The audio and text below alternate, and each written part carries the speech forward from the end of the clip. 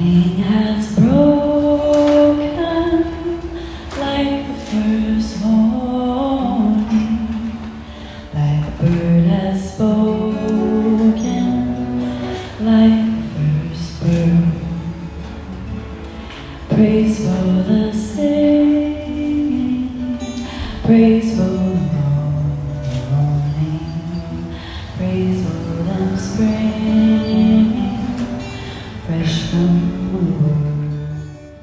Bonjour, hello. This is John Concannon, Ireland's ambassador to Canada, l'ambassadeur du monde au Canada.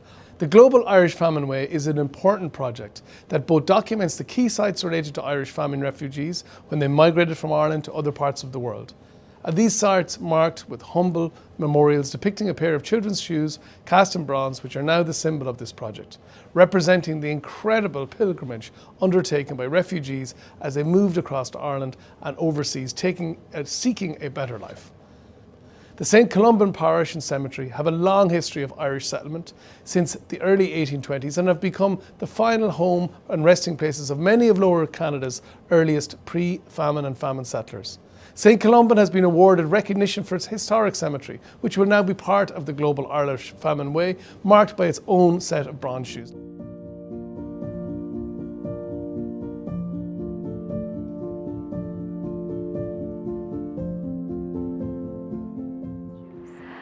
Saint-Colomban has a very deep connection with the bronze shoes. This church, this parish, was founded by the Irish in 1836, which is a very rare occurrence here in Quebec. So what happened here in Saint-Colomban was there was a lot of families that were already settled here, but they still had their families in Ireland. And there was one particular family here, the Phalins, John Phalin and Catherine Murphy. They made it across in 1847 and they made it to Saint-Colomban, but they had contracted typhus, and two of the children, the two little ones, John and Mary, died shortly after they arrived. And they're buried here in the cemetery in Saint-Colomban.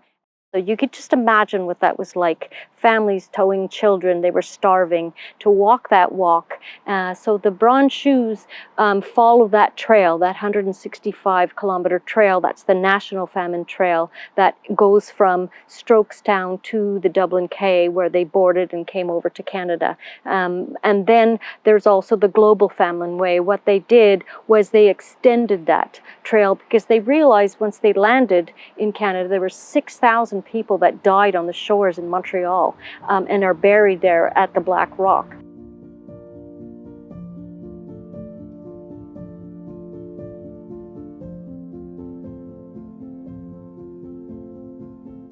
I'm standing here at the glass memorial wall at Strokestown Park, home of the National Famine Museum, managed by the Irish Heritage Trust, and the trailhead of the National Famine Way, a 165-kilometre trail from Roscommon to Dublin, honouring the journey taken by 1,490 Irish men, women and children in 1847 during the Great Irish Famine.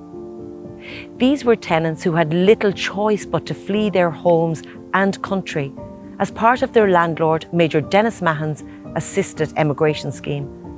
Their names are etched behind me, representing not just those individuals, but all who were forced to emigrate during that tragic time, including the many whose names were lost, forgotten, or never recorded.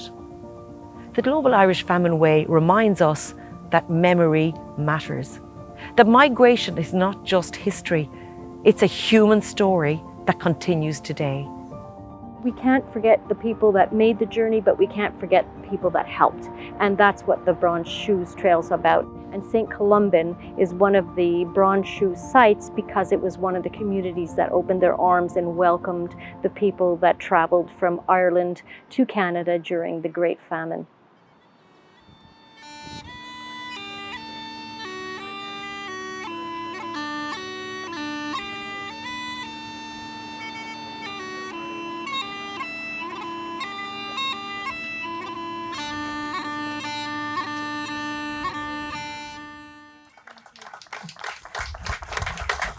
These bronze shoes are a powerful symbol of resilience and remembrance. They honour the Irish famine refugees who fled Ireland in 1847 and recognize the people of this community who welcomed and supported them.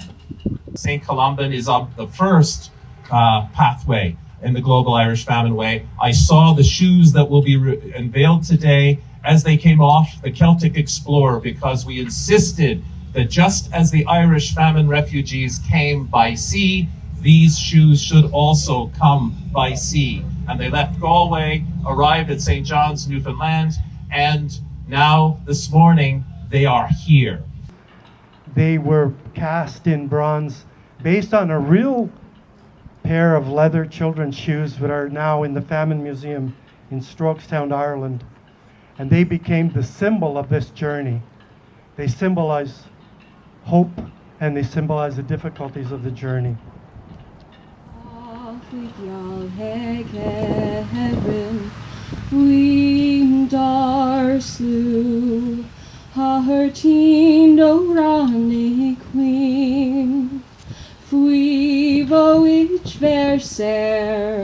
Shantir shin shir fasta niagfer fwy tir na fwy'n troll nach da heims ar varn of wel le gan ar gel chwn bash na sail le gan na hysgria fwy lave na bileher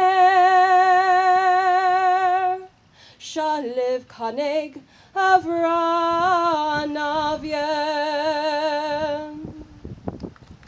Donc, chers invités, évidemment, c'est un honneur pour moi de vous accueillir et surtout d'accueillir ce magnifique monument.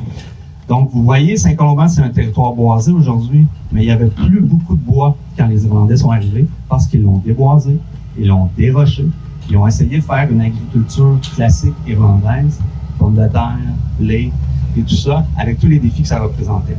Évidemment, ça a été un défi monumental parce qu'ils se sont bien rapidement rendus compte que ce n'était pas des roches qu'il y a ici, mais c'est la planète. C'est extrêmement difficile de travailler le sol et ça s'est avéré un sol très pauvre.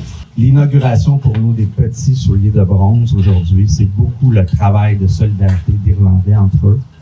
Puis je pense que c'est important pour nous de le souligner, même si notre ville est en croissance.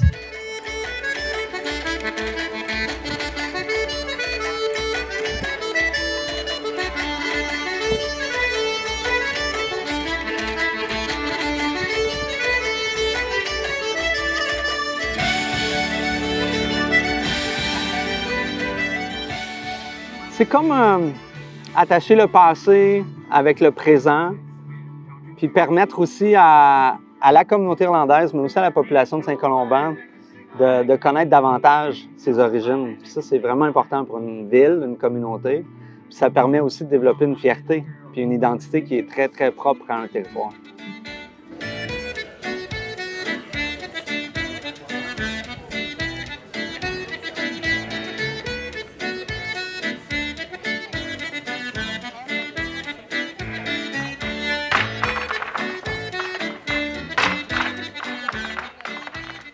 It's very meaningful because of the fact that we have the bronze shoes that shows how the Irish came here during a famine and how the French brought them and opened their arms to them. And I found here today at Saint-Colomban was so special to see the Irish and the French mingle together.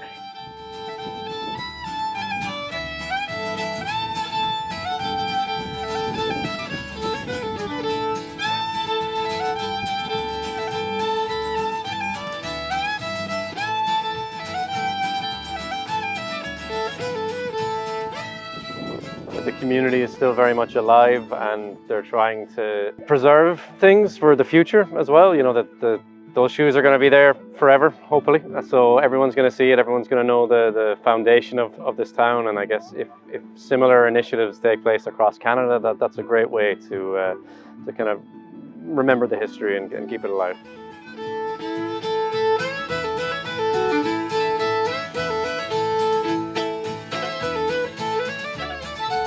I'm a little bit of a history buff. I think history is important. I think if you don't know a lot about the past, you don't know where the present is, and it doesn't help you plan the future.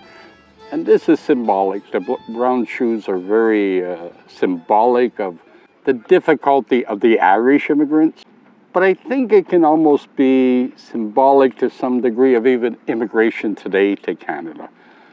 Most people don't leave their country because they want to leave their country. They leave either because of food security, war, strife, lack of economic opportunity.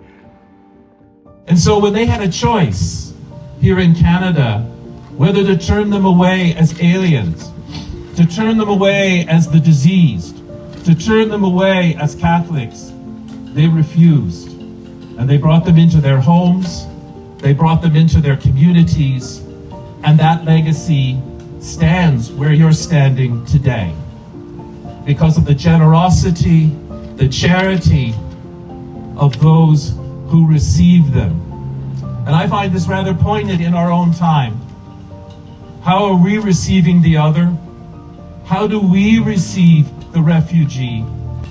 And I think, if anything, when I walk by those shoes, I think of the persistence of our forebears and the great charity of those who welcome them.